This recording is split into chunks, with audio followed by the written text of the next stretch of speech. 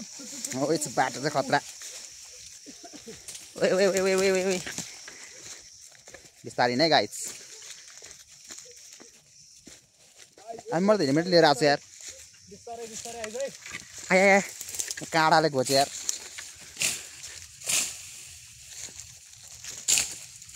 ओइ ओ यहाँ त पाइँटे च्यात्ला जस्तो भयो त भाइ पाइँटे च्यात्ला जस्तो भयो कहाँ उसो गरे त मलाई उयो हुन्छ नि त खै त्यो त हो बाटो त राम्रो हो तर मलाई बाटो बन्द भयो नि त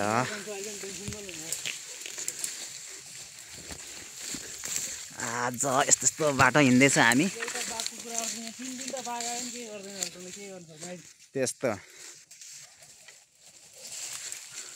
बाघ भन्दा नि यहाँ जानु चाहिँ कसरी यहाँ घाउ घाउ भइसक्यो बिस्तारै हिँड्न बिस्तारै बाटो त्यस्तो छ ल गाडी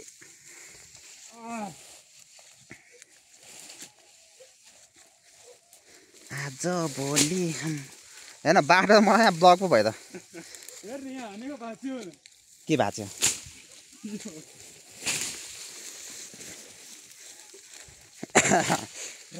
राति यहाँ कसरी आउनु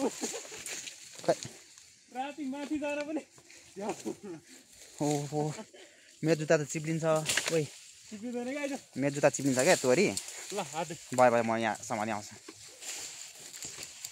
ओइ हिँड यहाँ खम्बाल्छु अब हो बिस्तारै जाउँ है बाटो चाहिँ अलिक खतरा रहेछ अब हामी यहाँ ओडार हेर्नेवालामा छौँ है गाइज यहाँ ओडार आउँदैछ यहाँ बियरको हो झन्नै भागेको यार हो ओडार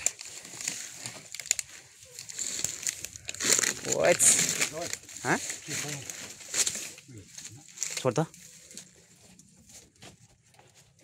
हो यही हो सुत्ने ठाउँ ओडार ओडार हो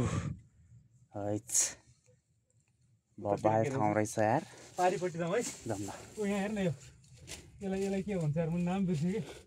खै फुल्छ क्या त्यो त पहेँलो फुल्छ होइन यसको नाम सुनाखरी सुनाखरी किन सुनाखरी नाम जाउँ न पारि जाउँ न हिँड त उता सुनाखरी हो कि के नामै